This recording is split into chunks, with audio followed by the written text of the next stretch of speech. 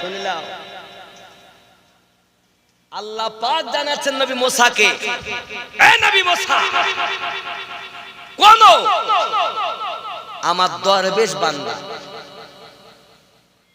দরবেশ বান্দার পরিধানের গায়ের অংশ তুমি মুখে বেঁধে নেবে, তাহলে তোমার ওই যে আগুন বার হচ্ছে আমি আল্লাহর পরিচয় দেওয়ার কারণে সেটা বন্ধ হয়ে যাবে। কেন?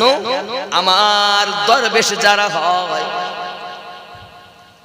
আমি আল্লাহ পাক আল্লাহ তাআলার ইশকের আগুনে তারা জ্বলে।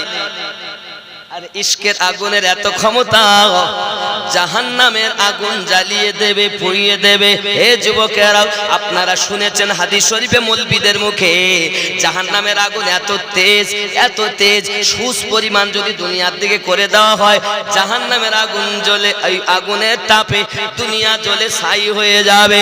হে বাবাজিরা আমার, জেনে রাখো, সামান্য তুমি জাহান্নামের আগুনের কথা বলতেছো।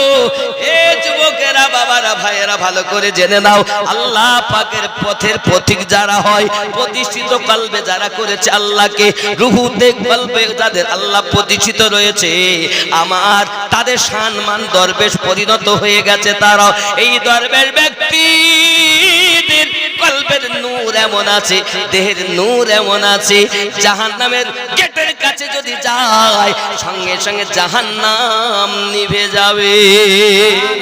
পৃথিবীর জমিনে সব থেকে আগুনের মূল্য, ওই আগুনটা হলো ইশকের আগুন।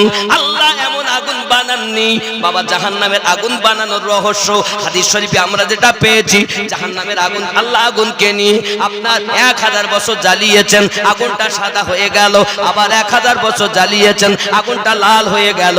হে বাবাজিরা আমার, আবার 1000 বছর জ্বালিয়েছেন, আগুনটা কালো হয়ে গেল। এই আগুন হলো কালো জাহান্নামের আগুন। কিন্তু আজ ইশকের বাজারে যারা প্রেমিক দরবেশ ব্যক্তি, তাদের অন্তরে ওই জাহান্নাম নয়, তার থেকে কোটি কোটি গুণ বেশি জ্যোতি আল্লাহ আশিকের অন্তরে দেয়। সুবহানাল্লাহ, সুবহানাল্লাহ। বলছে বলছে হায় হায়, এই মনসুর, আল্লাহ তোর গুণ খারাপ, যা।